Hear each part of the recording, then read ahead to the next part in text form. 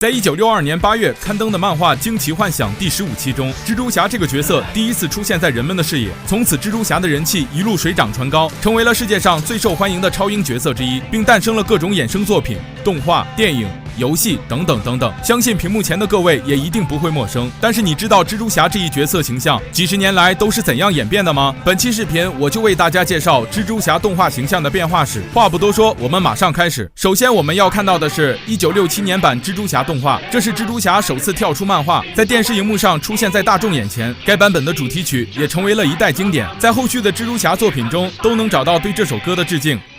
Spider-Man, Spider-Man, where have you gone to, Spider-Man?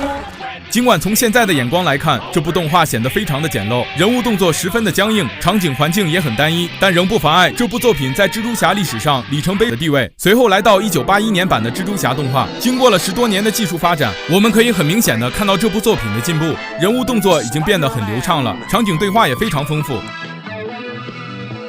同样是在1981年，蜘蛛侠还有着另一部动画作品，叫做《蜘蛛侠和他的惊奇朋友》。这次的彼得不再是单打独斗，而是有了2位战友，分别为冰人和火焰星，他们一起对抗邪恶，拯救世界。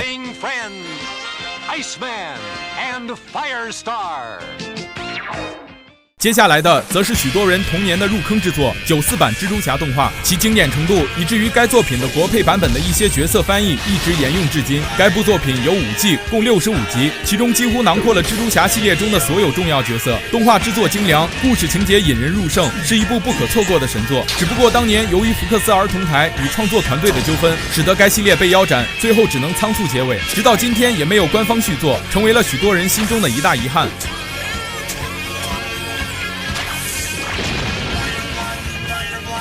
结束94版蜘蛛侠后，随之而来的则是1999年开播的超级蜘蛛侠。其实它的正确译名应该叫做蜘蛛侠无限。这部作品一改前作的画风，将彼得·帕克带到了反地球，反地球上的人物形象也和原来地球上的有着很大不同，因此这部作品的标签之一就是猎奇。尽管该作品的风评不太好，但作品本身制作还是挺用心的，当中的故事桥段即使放到现在来看也不过时。只可惜这部作品也同样因为漫威工作室领导层的变动而被腰斩。如果说94版蜘蛛侠是烂尾，那这个版本则是连结尾都没有，因为它仅仅播出了13集，主角彼得·帕克最后还被困在了反地球，没有下文。接着来到2003年新蜘蛛侠，这部作品可谓是颠覆性的，因为它是3D 动画，尽管动画的制作精良，剧情内容也说得过去，但无奈这种3D 画风还是与原先的蜘蛛侠出入太大，因此这部动画无论是知名度还是口碑都非常差。这里我也为大家简单介绍一下这部动画。该动画由索尼制作发行，原本是打算作为蜘蛛侠电影的故事延续，但因为动画中的时间线与蜘蛛侠相矛盾，而且动画的口碑也很差，随后也就放弃了这个想法。剧情内容为彼得、MJ 和哈利从中城高中毕业，3人一起就读于帝国州立大学。哈利则是一样将父亲的死怪罪于蜘蛛侠，但和彼得的关系还是很要好。彼得·帕克则是一边忙着学习和工作，一边还要维护纽约的和平。新出现的角色有蜥蜴人和猎人克莱文等。最后的结局为蜘蛛侠被一对通灵双胞胎兄妹给毁掉了一切，虽然最后兄妹俩死了，但也给彼得带来了巨大的压力，认为蜘蛛侠只给别人带来伤害，于是彼得放弃了蜘蛛侠的身份，过上了普通人的生活。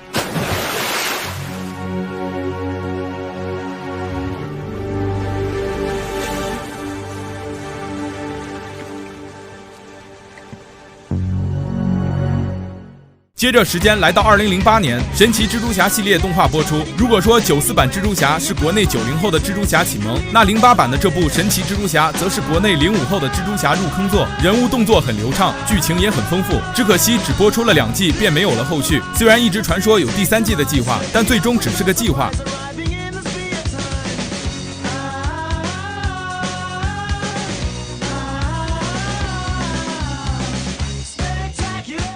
随后就是2012年首播的终极蜘蛛侠系列，首播时间选在了4月1号愚人节，动画风格诙谐幽默，广受观众的喜爱。故事内容改编自同名漫画，同时因为2012年的漫威已经大火，所以在该部动画中还能看见许多漫威元素，并且该版本后续还穿越到了不同的多元宇宙，因此该版本的蜘蛛侠也被称为纵横宇宙青春版，并且终极蜘蛛侠的完成度也非常高。如果你想看一部剧情优秀且结局圆满的蜘蛛侠动画的话，那么终极蜘蛛侠绝对是你的不二选择。接着在2017年新播出的漫威蜘蛛侠顶替了完结的终极蜘蛛侠，它带来了全新蜘蛛侠起源和故事情节，画风更偏向青少年，有些剧情会让人眼前一亮，但总体还是有着许多槽点，是一部中规中矩的动画作品。接下来则是全新的蜘蛛侠动画电影《平行宇宙》系列，该系列的第2部《纵横宇宙》也在2023年上映。关于这个系列，相信大家也不用我多介绍，大众的评价也可以用好评如潮4个字来概括。那以上就是目前蜘蛛侠这一角色的动画形象演变史了，当中其实还有一些幼儿画风的版本我没有提到，因为确实也没有介绍的必要。看完这么多蜘蛛侠，你最喜欢的是哪一个版本呢？